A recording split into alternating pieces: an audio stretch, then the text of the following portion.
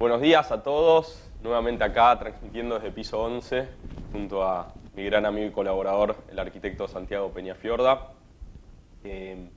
Hoy tenemos el cierre de nuestro primer ciclo de webinars, de esta serie de webinars que titulamos Frameworks for Interaction.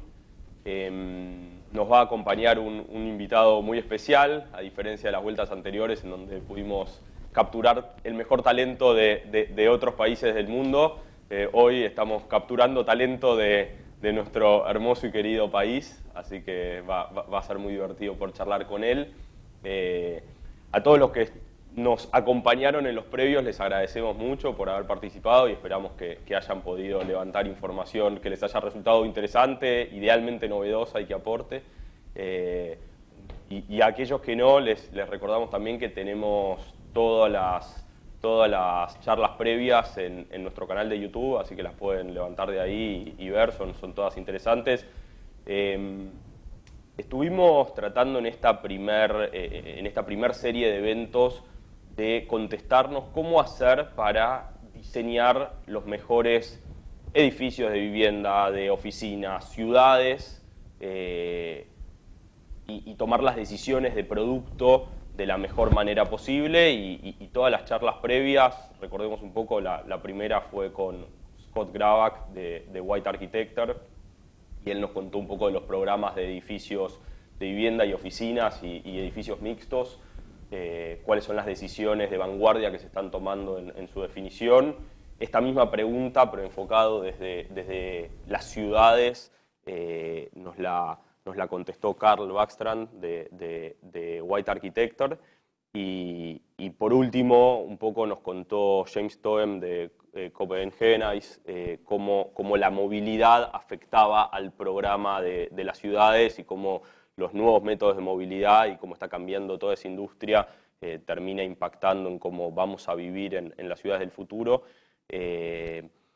Hoy tenemos a Gabriel Gruber, que Gabriel es apasionado del real estate como nosotros, pero con un enfoque mucho más moderno y mucho más actual. Se relaciona con el mercado del real estate a través de la tecnología y de Internet y de sus aplicaciones.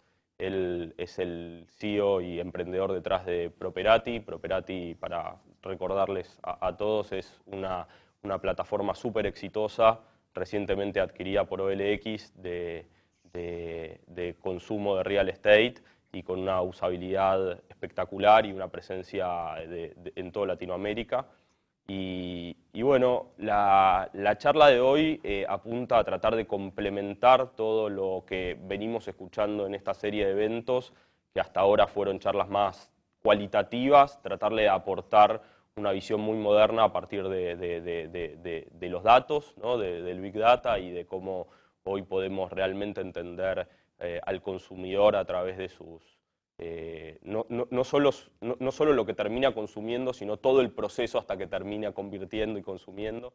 Y bueno, la idea es poder escuchar un poco qué es lo que está pasando en Latinoamérica y qué es lo que está pasando en el mundo, y que Gabriel nos cuente. Si les parece a todos, le damos un poquito la palabra a Santi, y mi idea era que vos nos cuentes un poco cómo lo hacemos nosotros internamente y que eso sirva como puntapié para que Gabriel nos cuente si vamos bien alineados o no. Buenísimo, gracias Andy, gracias Gabriel por tomarte hoy. Vamos a hablar un poquito de cómo trabajamos nosotros en Nómada desde el área de investigación y desarrollo de producto. Nosotros vemos como muy importante la pata de métricas y datos que utilizan ustedes, y nos apoyamos y nos basamos mucho en los reportes que realizan las distintas empresas en el mundo y también en Argentina en relación a esto, y por eso nos parecía como también muy interesante poder hablar con vos, y desde la pata de Properati Data, que por ahí nos puedas contar un poquito también cómo están trabajando y qué están haciendo, ya que nada, creemos que hay un valor inherente muy importante ahí. Y algo que nos gustaba destacar y que nos parece por ahí una cuestión importante es que, por ejemplo, en Argentina se está hablando ahora, algo muy actual, el tema del éxodo masivo hacia la suburbia, y que leyendo el Suburban Report de Zillow, que bueno, para los que no conocen, Zillow es una empresa americana, un e-buyer que tiene mucha información de del mercado real estate porque se dedica justamente a esto. El Market Report indica que no es tan así el éxodo masivo, o sea, no se trata literalmente de que todas las personas van a dejar de vivir en las ciudades y van a pasar a vivir en un suburbio, en una densidad baja, sino que eran tendencias que ya de a poco se venían dando y que se fueron manteniendo con la pandemia y que no es que se exacerbaron. Entonces, como que desde ese lado nos preocupa un poquito la fuerza de este tipo de bajadas y de conceptos cuando se los nombran en el mercado acá, cuando por ahí no vemos que estén tan fundamentadas como lo que serían la propuesta, ¿no?, que tiene Zillow. Entonces, hablando un poco, nos interesaba por ahí preguntarte a vos, Gabriel, ¿cuánto de los datos se utiliza en el mundo a la hora de conceptualizar y arrancar a conceptualizar un desarrollo o una ciudad? ¿Qué tanto se utilizan estas tendencias para entender al consumidor, ¿no?, en el exterior, en mercados que por ahí están más evolucionados? Y bueno, ¿qué implicancia tienen, ¿no? Nos gustaría por ahí vos nos puedas dar un poquito de tu perspectiva de ese tema. Bueno, gracias Andrés, gracias Santi por la invitación. Un gusto estar acá por Zoom.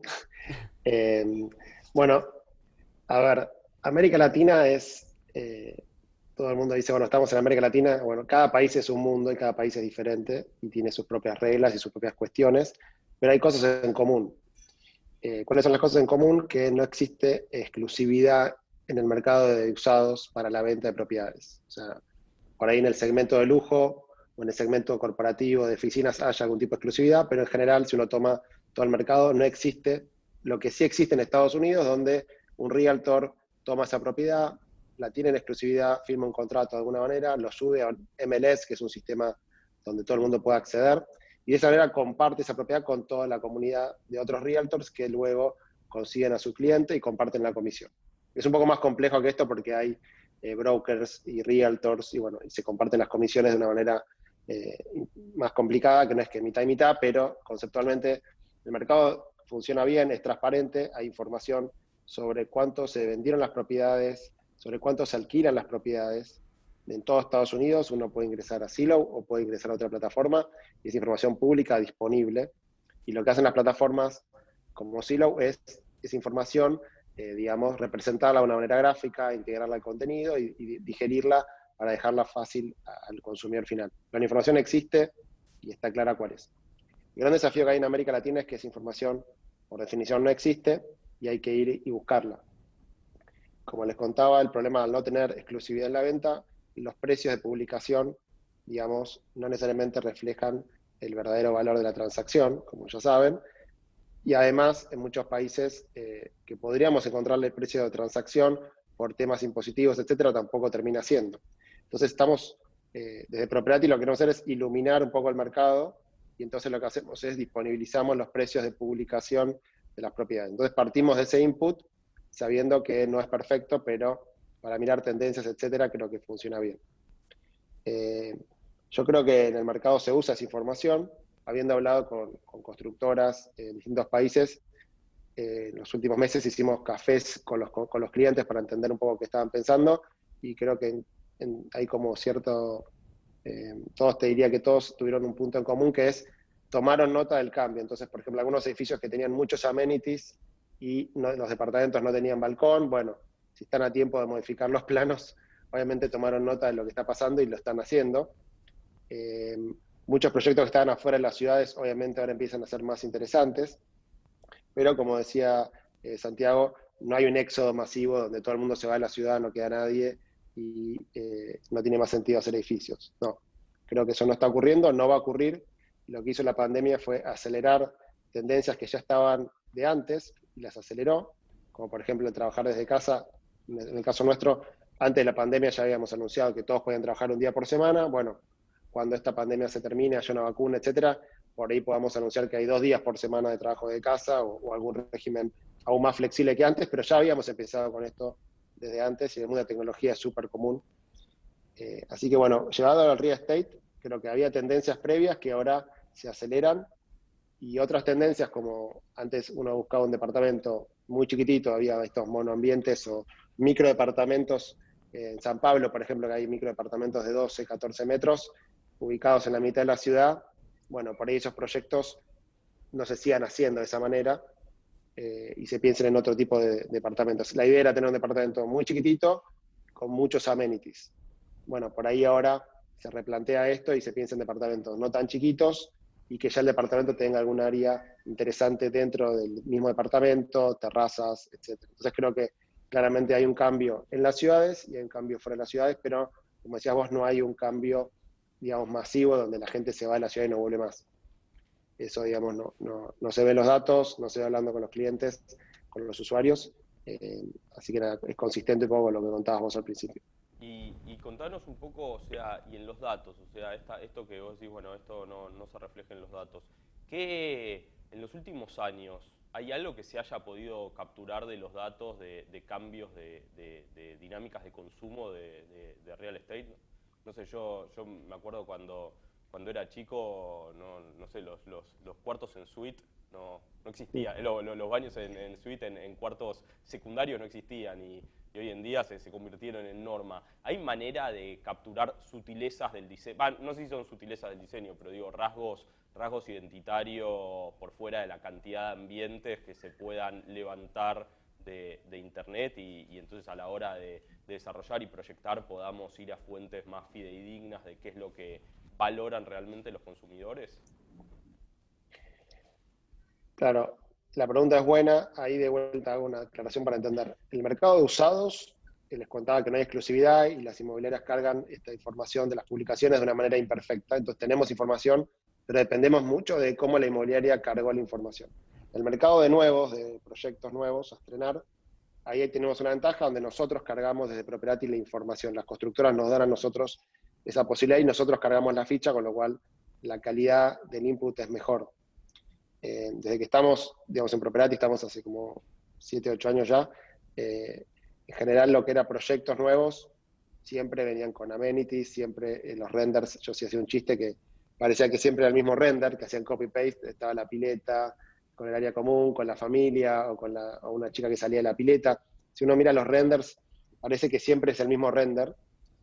Obviamente, en categoría de bajos recursos, o medio o alto, hay un render tipo que parece que siempre se repite. Inclusive en Brasil, si tienen la posibilidad de ver los renders, en Brasil son todos iguales directamente.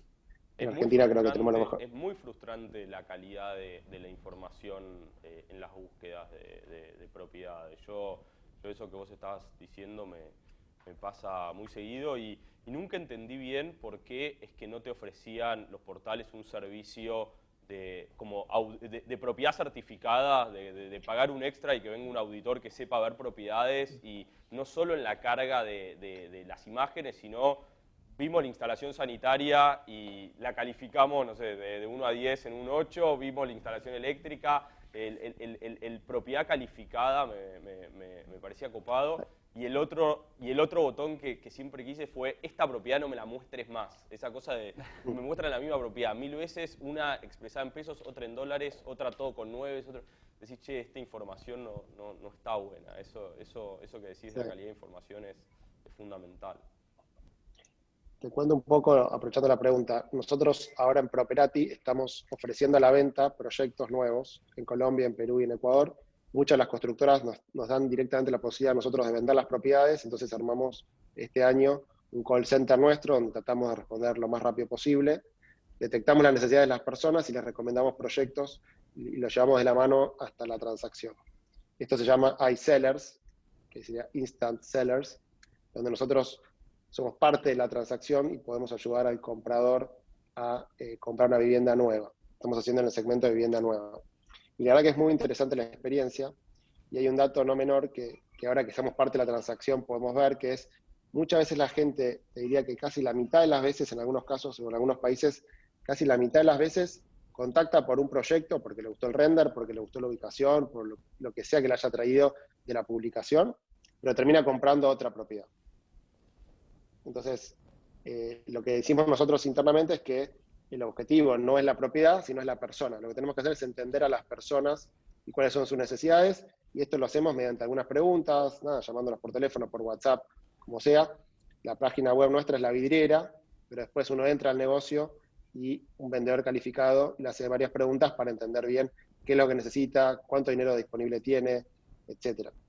Entonces, este modelo estamos haciéndolo en América Latina a partir de este año, la verdad que venimos bastante bien, inclusive con pandemia hemos vendido decenas de propiedades por mes, todo virtual, en Colombia, en Perú y Ecuador. Colombia es el mercado hoy que tenemos con más presencia y más fuerza.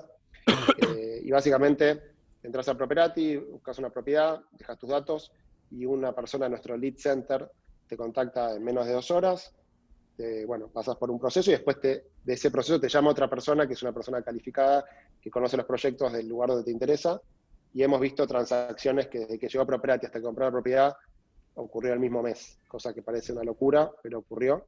Y en pandemia, o sea, sin poder salir de la casa, todo virtual, firmando el boleto virtualmente por digital, haciendo algún Zoom con los arquitectos para responder preguntas.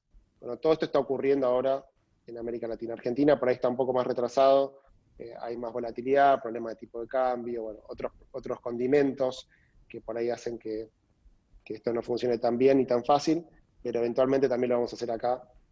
Así que bueno, les quería contar un poco esta novedad. Eso es un poco lo que charlamos hace un ratito con Santi, ¿no? Cómo algunas cosas, digo, todo termina llegando a su tiempo, ¿no? Que a veces son distintos a los del resto del mundo, pero terminan llegando, y creo que justo lo que vos contás es paradigmático de nuevos productos o nuevas formas de consumo que están orientadas a resolverle necesidades prácticas al cliente, ¿no? Y cuando tienen razones de ser profundas y mejoran la experiencia de consumo y agregan información, acortan los procesos de comunicación, nada, el norte no hay duda que termina siendo ese, ¿no? Después son un poquito más sinuosos los caminos que nos llevan.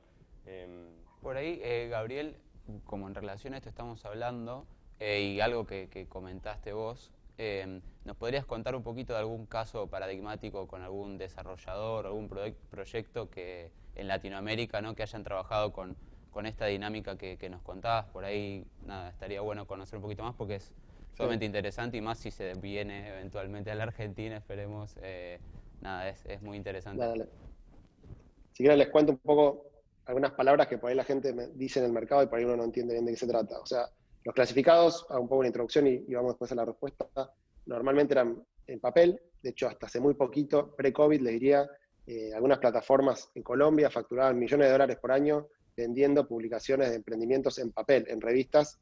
Bueno, obviamente por COVID esto se frenó, pero bueno, era una locura, pero funcionaba y las constructoras ponían plata en papel, ponían mucho dinero en ferias, digamos, ferias reales que la gente iba, y había, en el caso de Perú, todos los meses una feria inmobiliaria donde la gente iba con la familia y compraba las propiedades. Bueno, COVID terminó de acelerar algo que era bastante obvio que no era eficiente, ¿no? El papel no es eficiente, tener que ir a una feria el fin de semana, bueno, puede ser interesante, pero tampoco quiere decir todos los fines de semana una feria. Hay mucha gente, no te atienden bien, entonces muchas cosas que estaban sucediendo, creo que COVID aceleró el cambio hacia lo digital. ¿Cómo es lo digital? Bueno, les contaba, pasamos del papel a la publicación en un portal, y el siguiente paso, que ya lo estamos viendo en varios países más desarrollados que Argentina, en Estados Unidos, etcétera, es lo que se llama iBuyer, que es básicamente para usados, donde si uno quiere vender la casa, deja sus datos y en 24 horas le hacen una oferta para comprarse la cash con un descuento. Lógicamente que este mercado, que en Estados Unidos empezó muy fuerte, tiene una contraparte que esas propiedades después las tienen que vender ellos. Con lo cual, así como es iBuyer, después tienen que vender ese inventario. Y justamente COVID generó un problema ahí porque estaban con demasiado inventario comprado y después no lo podían vender. Entonces, esta idea de compra inmediata de propiedades contra cash está existiendo. En América Latina hay algunas empresas que lo están haciendo en Brasil y en Colombia y México. Nosotros por ahora no entramos en eso porque nos parece que es demasiado capital intensivo, no genera un valor agregado para el usuario porque le compras con un descuento, pero sí es un nicho de mercado interesante cuando alguien necesita vender por alguna urgencia o lo que sea. Está bueno que exista alguien que se lo compre contra cash. Pero a nuestro criterio no le agrega mucho valor al usuario porque le están haciendo un descuento del 15-20% en el precio, y nos parece que nosotros podríamos ayudarlo a que lo pueda vender a lo que realmente el usuario quiere.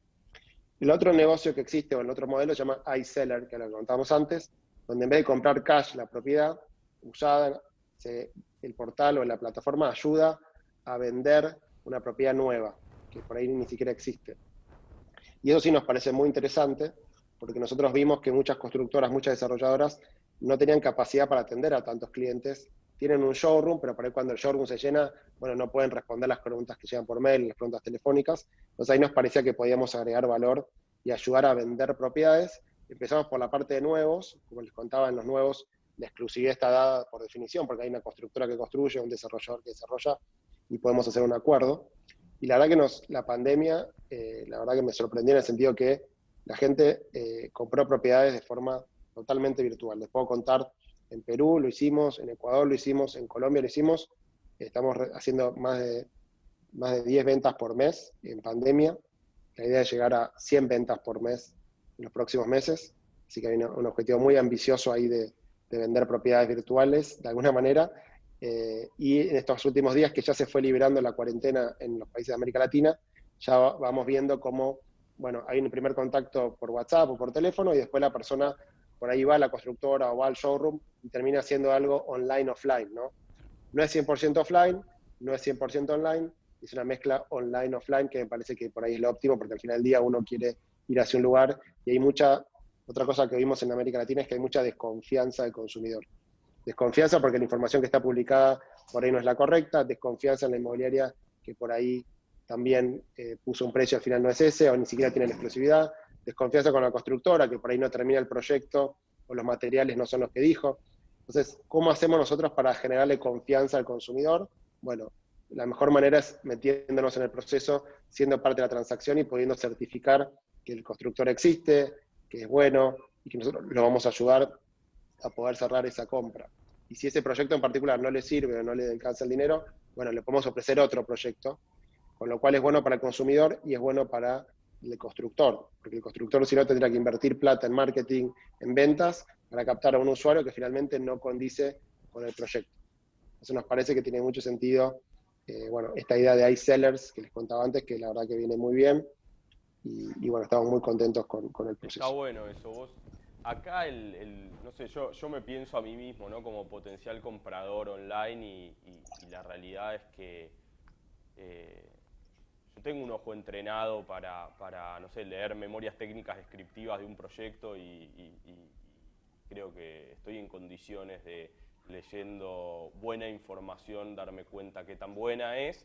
Pero bueno, siempre termina estando la cuestión cualitativa puntual de, che, cómo le pegaba el sol a la mañana, a la tarde, y esa cosa de tocar la puerta a placa y que venía con una buena descripción y decir, che, la verdad que la puerta está buena y la grifería es la que me gusta y es de buena calidad. Hay una porción de ver que para mí es fundamental, pero sí uno podría depositar el ver en un experto, ¿no? Esa cuestión en donde haya un intermediario que tenga esa capacidad de filtrar la información y definir y exponerla muy bien, pero además de convertirse en su empresa en una marca lo suficientemente buena como para poder decir, che, este producto yo lo ranqueo en este nivel y que cuando te lo encontrás sea acorde a la expectativa que había generado. Si ocurre eso, la liquidez de las propiedades online va a aumentar muchísimo, ¿no? Acá tenemos dos problemas, entender a las personas y entender a los proyectos. Digamos, ustedes por ahí como arquitectos pueden entender muy bien un proyecto, pero queda la parte de entender muy bien a las personas, porque las personas por ahí tienen otras necesidades, por ejemplo, dependiendo de cómo es la familia, dónde trabajan, si pueden esperar que esté terminada la obra o no, cómo es la forma de pago. Pues todo eso tiene que ver con entender a las personas. Entonces, si podemos ayudar a entender a las personas y traducirles a las personas cómo entender los proyectos y ofrecerles la mayor cantidad de proyectos, bueno, creo que ahí podemos realmente mejorar la experiencia de los usuarios que compran propiedades nuevas, en este caso a través de Internet. De vuelta, no creo que todo el proceso sea 100% online. Tuvimos experiencias durante la pandemia de compra 100% online. Probablemente la mayoría de las personas haya una mezcla de online y offline, ¿no? Porque es una transacción importante, de mucho dinero, etc. Finalmente uno termina yendo a firmar a una escribanía o a una constructora. Hay una parte offline por definición. Y bueno, lo mejor es tomar lo mejor del online y tomar lo mejor del offline y combinarlo. Así que eso es un poco lo que estamos tratando de hacer. y bueno, un poco lo que les estaba contando. Y te hago una pregunta, Gabriel, volviendo a los datos, en proyectos grandes, en masterplanes, no sé, por decir 1000 unidades para arriba, cuando uno se pregunta, bueno, ¿qué distribución pongo de 2 ambientes? ¿Cuánto de 3 ambientes? ¿Cuánto de monoambientes? Che, ¿le tengo que agregar o no una oficinita interna a los departamentos de 3 ambientes, por decir? Digo, ¿los datos nos permiten de alguna manera acercarnos, por decir a Properati y decir, che, yo quiero ser un desarrollador, estoy dispuesto a dar una comercialización exclusiva o de algún tipo de este iSeller que vos decís y lograr recibir un feedback técnico de cómo definir producto? Sí, en su momento hicimos bastante trabajo en Brasil, que es un mercado, bueno, ya muy, muy grande y las constructoras son muy avanzadas, algunas cotizan en bolsa, con lo cual tienen, nada, en un momento, por ejemplo, una de las constructoras más grandes de Brasil tenía al mismo tiempo 100 proyectos grandes, torres. Y entonces tenían mucha infraestructura y nosotros trabajamos un tiempo con ellos y justamente le disponibilizamos los datos. Hay una presentación nuestra en Brasil que se las puedo mandar, donde básicamente veíamos, por ejemplo, para apartamentos en tal barrio de San Pablo, del lado nuestro, donde venía la búsqueda de un ambiente, 2 ambientes, 3 ambientes, cuál era el tipo de propiedad que más búsqueda recibía, y veíamos la oferta, cuál era la mayor oferta. Y veíamos que estaba desmacheado, o sea, no había un match entre lo que buscaba la gente y lo que ofrecían las constructoras.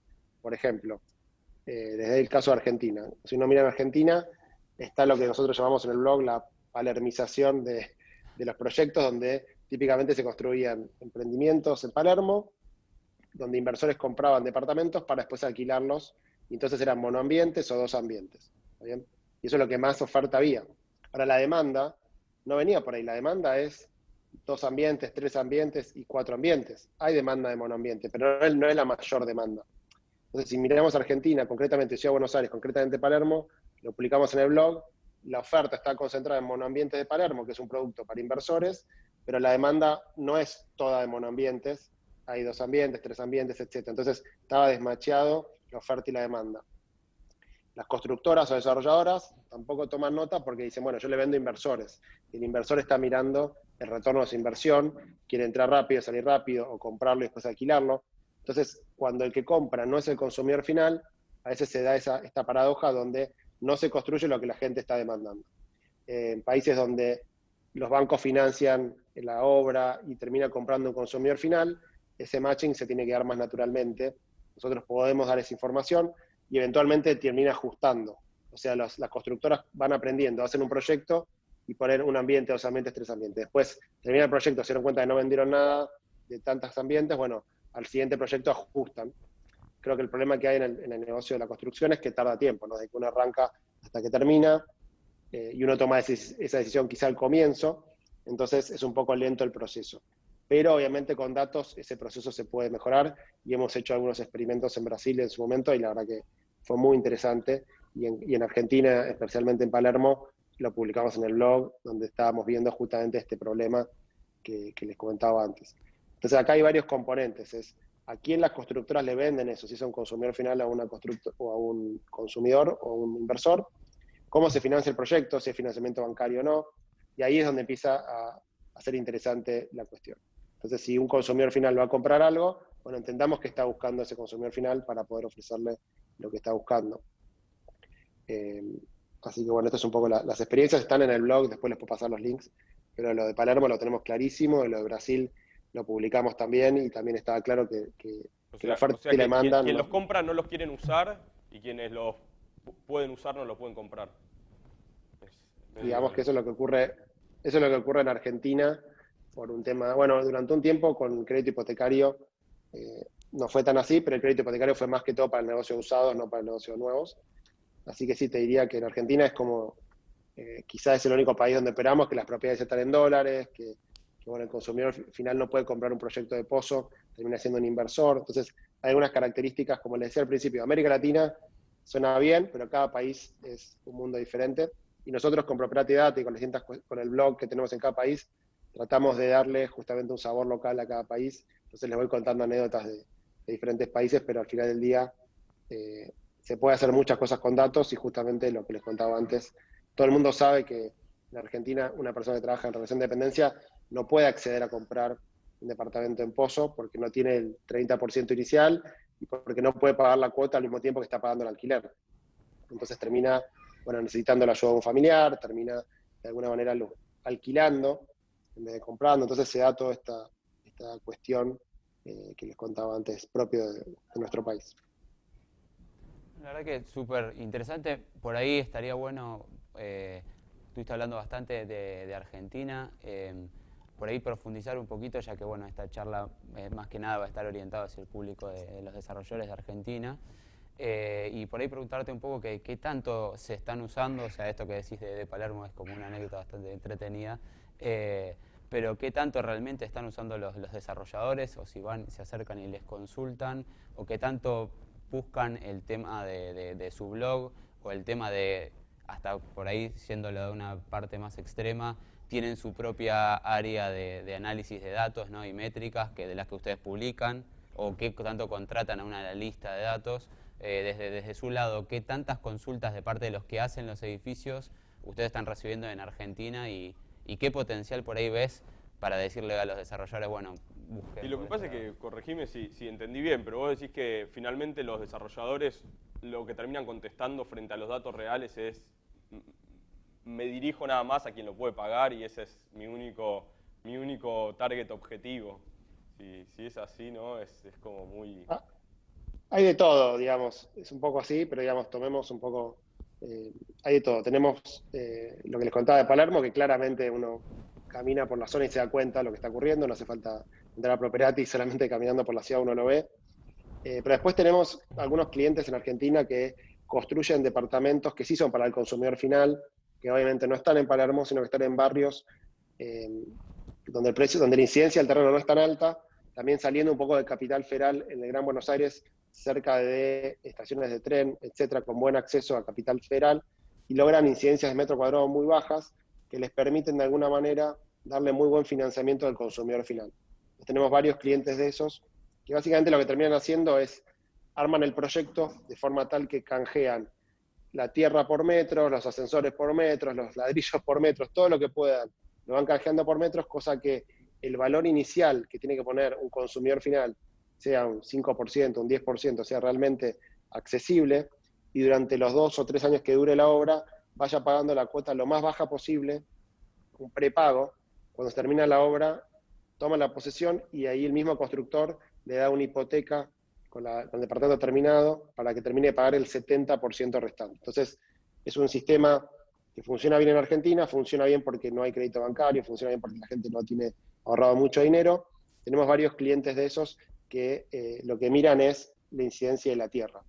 Entonces, obviamente no están en Palermo, están en otros barrios y miran la cercanía con el transporte público, ya sea estaciones de tren, subte, etc. Y la verdad que eso es súper interesante, es una manera de resolver este problema que les contaba antes, donde los constructores si no están mirando qué le interesa al inversor, pero no miran qué le interesa al consumidor. Entonces, en este ejemplo es interesante porque la verdad que estas empresas la tienen muy clara y miran muchos indicadores para decidir cuántas... Otro ejemplo, uno va a comprar un departamento de estas características y termina comprando un 2 ambientes, ¿no? Y de repente empieza a pagar y ven que viene pagando bien. Entonces le dicen, bueno, te subimos un poco más la cuota y por ahí puedes llegar a un 3 ambientes. Y la persona dice, bueno, dale, paso al 3 ambientes porque ya voy pagando bien. O, ¿querés mejores terminaciones? Porque mira que te lo vendimos, pero viene, la cocina te la entregamos sin nada. ¿Querés que te demos los muebles de cocina? Venís pagando bien la cuota. Sí, dale, quiero los muebles de cocina. Entonces, es muy interesante porque cuando la constructora se pone a resolver los problemas al consumidor final, empieza a hacer un montón de cosas muy interesantes que ayudan al consumidor a acceder a este producto que si no, no podría acceder. Y bueno, eso sí también lo vemos en Argentina con algunos casos. Y después, si querés, tenés el tercer grupo para lo que es vivienda, donde son constructoras muy conocidas que hacen productos premium, ¿no? Donde la marca de la constructora es muy importante, entonces ahí tenés una mezcla de inversores y de consumidores finales, y ahí son unidades de un ambiente, o sea, generalmente no de un ambiente, son de 3 ambientes para arriba, con amenities, etcétera, y esos son los departamentos, digamos, premium que hay en la Ciudad de Buenos Aires, que de vuelta tienen otro condimento que los que contábamos antes de los monoambientes para inversores o los que les contaba recién que son departamentos de alguna manera hechos para que los consumidores finales los puedan adquirir. Entonces te diría que hay varias cosas que pasan en Buenos Aires o en Argentina según sea el foco de la constructora. Esto siempre estamos hablando de residencias para vivir, no de oficinas, que de vuelta es un mercado totalmente diferente. De ese conocemos un poquito más nosotros que nuestro principal negocio, ¿no? El tema de las oficinas. Solo así de chusma, ¿te animás a decirnos números de metro cuadrado premium en las distintas ciudades de Latinoamérica? Sí, a ver, tenemos ahí un reporte. Lo que hacemos es tomamos el promedio, ¿no? Entonces te diría, hoy en Argentina tenemos el valor de publicación que les contaba antes. Estamos en valor de publicación que sabemos que no es el real, cercano a todavía $3.000, no ha bajado demasiado el precio de publicación, pero sabemos que las propiedades se terminan transaccionando por ahí un 20% menos. Entonces te diría que Argentina hoy está alrededor de $2.200, $2.500 el metro en promedio, por ejemplo, para la ciudad de Buenos Aires. Tomás Colombia, tomás Perú, tomás Ecuador, tomás Brasil y estás a la mitad de precio. Básicamente porque en todos esos países las propiedades están en moneda local, porque justamente la gente, hay un consumidor final que gana en moneda local, no hay inflación, etc. Entonces, hoy Argentina está muy cara, inclusive con un 20% de descuento versus el valor de publicación respecto a los demás países. O sea, a ver Cuando si digo te muy entendí cara, bien. uno Acá, con todo el descuento, estamos a 2.500 y en cualquier comparable en hoy, Latinoamérica compras a $1.250 el metro. por ejemplo, en Ecuador estás abajo de $1.000. Ecuador está en dólares porque está dolarizado, ¿no? Pero Ecuador es el más barato de los que nosotros puedes comprar el mejor desarrollo en las afueras de Quito, sobre la montaña, una casa con pileta y vas a pagar, o un departamento de Philip Stark, que también se ofrecen en Quito, por ahí lo pagás $1.500, te estoy hablando del mejor. Y uno promedio por ahí te cuesta $800, $900. Financiado a 20 años por un banco, o sea, pagás al final una cuota.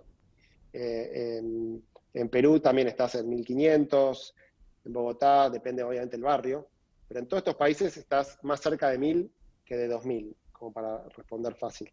En Argentina estábamos más cerca de 3.000 que de 2.000, ahora nos estamos acercando más a 2.000, pero todavía en dólares estamos muy caros. Lo que es departamentos usados o terminados. Obviamente empiezan a aparecer con la devaluación, etcétera, las oportunidades del pozo. O sea, hay proyectos que se ofrecen al pozo por ahí a $1.500. Existe. Hay algunos que lo hacen, pero tenés que esperar hasta que esté terminado y tenés toda la incertidumbre de la carrera entre el dólar y el costo de construcción, ¿no? Entonces, al final no sabes cuánto te va a terminar costando. Y si te lo dan a precio cerrado, bueno, tenés que confiar que la constructora lo va a poder realizar y no te va a pedir cuotas extra. Entonces, empiezan a aparecer oportunidades en Argentina porque el costo de la construcción está muy bajo, pero dada la incertidumbre y la dificultad de proyectar el dólar a 3 años y la inflación, creo que no está tan clara la baja. Pero para mí lo que va a terminar pasando es que, de alguna manera, el menor costo de construcción en dólares va a hacer que los precios de usados baje y este gap se achique. O sea, hoy tenés buenos precios en nuevos y todavía precios caros en usados. Esto se tiene que ir de alguna manera arbitrando y llegando a valores más razonables como los que teníamos. Todo este salto de precios en Argentina, si uno mira los datos, empezó cuando empezó la moda de los préstamos hipotecarios UVA. Cuando empezó a haber préstamo hipotecario UVA, de repente empezaron a subir muchísimo los precios en Argentina, porque la gente tenía acceso al crédito y salía rápido a buscar propiedades. Y la cantidad de propiedades que había estaba dada, entonces aumentó mucho la demanda para un nivel de oferta. El tema de UVA, por la inflación, etcétera, termina quedando, no existiendo más, casi no hay créditos hipotecarios en UVA, pero los precios de publicación siguen estando altos en los últimos 2 años. Entonces, muy a poco uno empieza a ver en las series que empieza a bajar el precio de publicación, pero también uno ve que hay muy pocas transacciones. Habrán visto en la pandemia, en abril, creo que hubo 7 transacciones 7, sí. en toda la ciudad de Buenos Aires, y ahora, en julio creo que hubo 500 transacciones, pero que es un 10% de lo que había hace un par de años o en promedio. Entonces, hoy todavía estamos con muy pocas transacciones, con lo cual el mercado no tiene liquidez, con lo cual los precios todavía no reflejan la realidad Sí, del mercado. creo que eso que vos estás contando también es un tema cultural nuestro. Creo que de los pocos consensos que hay entre los argentinos es el amor por los dólares y por las propiedades, el tema de percibir a las propiedades como refugio de valor frente a las distintas crisis que vamos atravesando. Nada, creo que terminan de alguna manera generando relaciones de mucho apego a las propiedades. Cuando finalmente uno logra comprarse la propiedad no la quiere soltar y bueno, en eso genera también que esta suboferta a los precios sí, de equilibrio de mercado, ¿no? Esto de que no haya cierres, porque no hay oferta y porque la demanda no lo puede pagar, que estén disociadas, es algo que probablemente también tenga alguna explicación cultural de nuestra relación con las propiedades. Bueno, nada. Si te pones a pensar, la gente ahorra dólares, el famoso colchón, es gente que retira plata, la pasa a dólares y la guarda en la caja de seguridad o en el colchón. Bueno, eso es tan irracional como comprar un departamento en ladrillos y no alquilarlo y tenerlo ahí. ¿Está bien? O sea, ninguna de las dos cosas te da renta, pero es la manera que vos tenés de tener seguridad. Entonces, si bueno, pongo dólares en una caja de seguridad es totalmente irracional. O sea, en inflación en Estados Unidos es alrededor del 2%, tenés un costo de mantener la caja de seguridad, con lo cual perdés plata por hacer eso, se desvaloriza tu plata. Decís, bueno, compro ladrillos esperando que se revaloricen. Ahora, si los precios bajan, tampoco lo vendo porque es mi manera de ahorrar y espero hacia el futuro que eso algún día vuelva a valer lo que yo creo que vale. Y mientras tanto, lo alquilo o no lo alquilo. Y hay gente que prefiere no alquilarlo, no venderlo y hasta paga una expensa y tiene un costo negativo con tal de tener la tranquilidad o la seguridad del ladrillo. Es un tema muy cultural, como decís vos, que ocurre más que todo en Argentina. Y yo quiero hacer una por ahí, última pregunta antes del cierre, que ya estamos más o menos en tiempo. Que te saco un poco de los datos de los números de compra y venta y vamos más a lo pragmático. Y por ahí algo que estuvimos hablando en todas las charlas, que por ahí ustedes de Properati lo ven, que era lo que hablaba antes Andy. A nosotros como empresa que hace oficinas, el tema del home office es algo que lo tenemos muy en discusión, ¿no? Que diariamente, y que estuvimos hablando en todas las charlas, y la verdad que los distintos exponentes nos dieron una visión relativamente parecida. Por ahí ustedes desde los datos y desde los listings, para entender un poco más a las personas, ¿vieron un cambio de que las personas de repente están empezando a buscar más lugares con dos ambientes, un lugar con una oficina? Y le sumo una pequeña cosa más por fuera de este cambio de búsqueda de programática. Ustedes tienen también toda esta parte de que cuando vos buscas un listing tenés en el mapa todos los puntos de interés, cercanía a escuelas, cercanía a comercios y demás. ¿Y qué tanto influencia, ¿no?, eso actualmente? Porque siempre es como, viste, un plus, pero yo la verdad es que no sé, por ahí está bueno por eso que nos expliques, ¿cuánto influencia eso a la hora de elegir y seleccionar una propiedad? ¿Cuánto ven ustedes que influencia eso a las personas? Porque también tiene que ver un poco con las oficinas, ¿no? La cercanía al trabajo antes era algo sumamente importante, ahora por ahí puede ser algo más flexible, pero igualmente vas a querer seguir viviendo cerca de donde trabajás, como para poder tener este tercer espacio. Bueno, nada, ese tipo de cosas como para entender mejor al usuario, por ahí, eso desde los datos, ustedes tengan alguna respuesta. Sí. Sí, de los datos, nosotros lo que sabíamos pre-pandemia es que la gente, depende del país, ¿no? En general, todos los países, la gente le interesa estar cerca del transporte público. Hay un tema de seguridad, los barrios que son más seguros que otros tienen un impacto. Y en algunos países de Latinoamérica les interesa mucho la cercanía, por ejemplo, a supermercados o centros comerciales.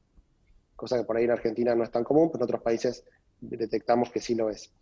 De vuelta, hay mucha desconfianza en el proceso de compra entre la inmobiliaria, la constructora, etcétera, que no me vaya mal, que no me estafen. Y también hay como cierta idea de inseguridad en el barrio, que sea seguro, que esté cerca. Es como que el tema de seguridad es muy importante para el usuario cuando busca y cuando vive. Y en América Latina en general el tema de la inseguridad es un tema que es recurrente. Entonces, nada, ejemplo, en Brasil tenemos propiedades ubicadas en un barrio, nuevas, no se vendían muy bien. Y enfrente, pasando una calle, sí se vendían bien. Y la diferencia entre una calle y otra era que estaba muy cerca de la favela, ese proyecto. Pero uno desde el mapa por ahí no lo veía tan claro, pero cuando uno iba in situ o de Street View, sí se veía.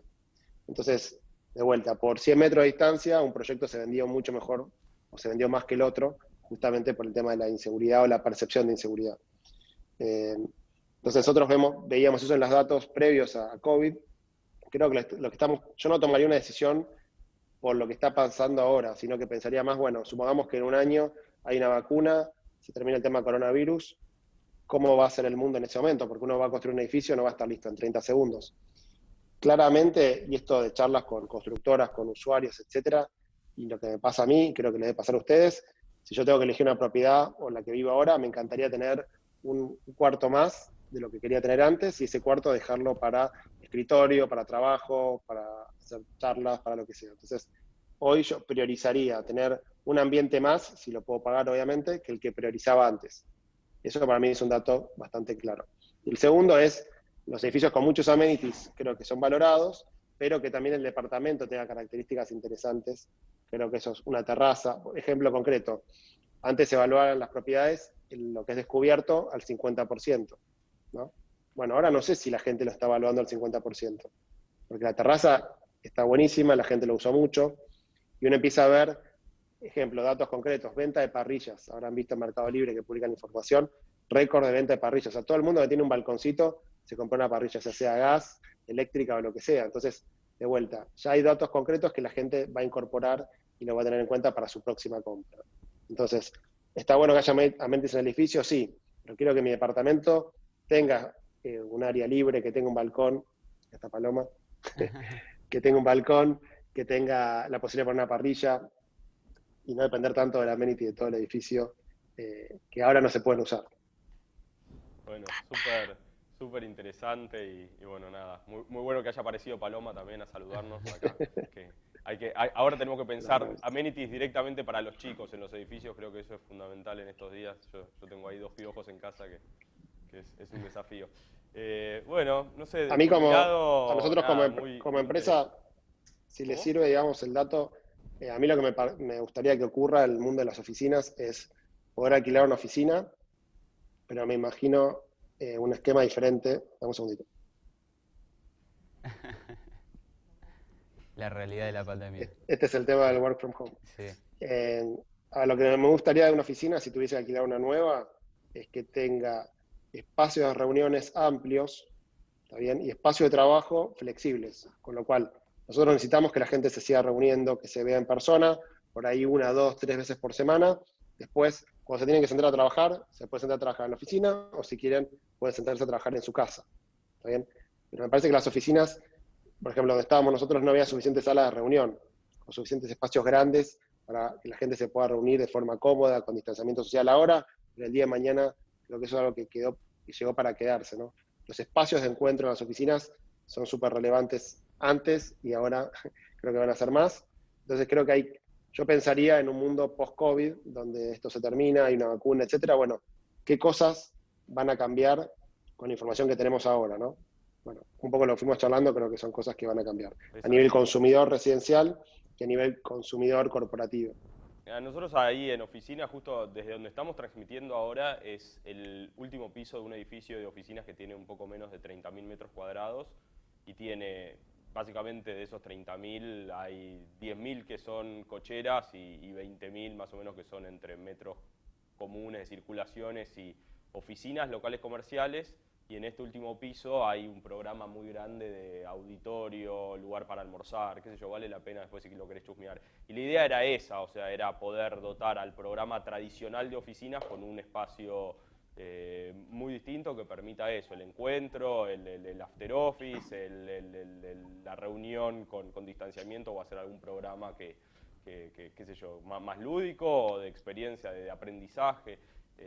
Creo que el mundo de las oficinas va a privilegiar que cada uno cuando tiene que hacer tareas individuales las haga en donde le resulte más cómodo, ya sea en la oficina o fuera, en su casa, en un parque o en donde tenga internet, y que los espacios de oficina sean para el encuentro humano, para la interacción, para la formación de equipos, para espacios destinados a la innovación y creatividad, y bueno, no, eso yo comparto.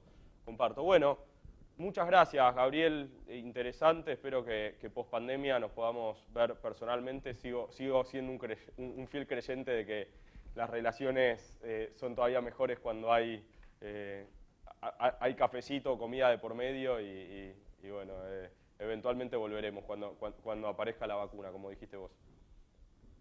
Bueno, muchas gracias Andrés, gracias Santiago por la invitación. Bueno, felicitaciones por el espacio.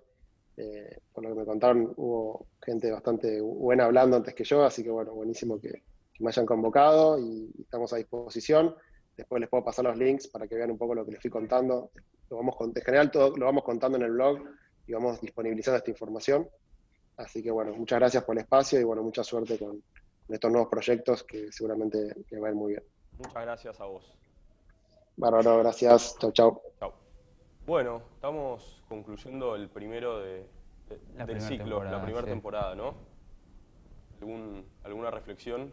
No, que la verdad que sacamos creo que conclusiones de todas las charlas, de que por ahí muchas de las cosas que se venían charlando apenas se inició la pandemia y se fueron desarrollando, con la evolución del tiempo y la perspectiva de distintos interlocutores, creo que no validaron las más extremistas, sino que validaron las más por ahí conservadoras, y que un cambio está pasando, pero que no es algo tan radical, me parece, ¿no? Y es algo interesante de escuchar, y dentro de tanto contexto de incertidumbre y caos que se comunica, la verdad que creo que fueron como que presentaron una cierta espectro de alivio, ¿no? En ese Sí, sentido. comparto que bueno, creo que en la vida, ¿no? Las cosas extremas no suelen ser, no suelen ser muchas veces la respuesta a nada, pero yo me llevo también de que creo que parte de mi satisfacción de haber encarado estas charlas es que se puede acceder a ideas, conceptos de cualquier lado del mundo muy fácil, muy rápido, y eso creo que sí es un regalo que nos deja la pandemia, ¿no? El acostumbrarnos a utilizar Zoom puede ser que nos haya alejado para los que estamos cerca físicamente, pero definitivamente nos acercó a los que estamos lejos físicamente, y bueno, creo que este ciclo de webinars a mí me generó mucha satisfacción por ese lado. Y bueno, nada, la idea era compartir con ustedes, con el público, un poco de lo que estamos pensando en Nómada y un poco de la gente con la que usualmente hablamos. Y bueno, poder abrirlo al público, así que a todos los que les interese y estén sintonizando, como dijimos al principio, en esta última charla, los invitamos a ver las anteriores, que la verdad que fueron también muy interesantes. Esta particularmente fue muy interesante. Y los invitamos a seguirnos en LinkedIn y en Instagram.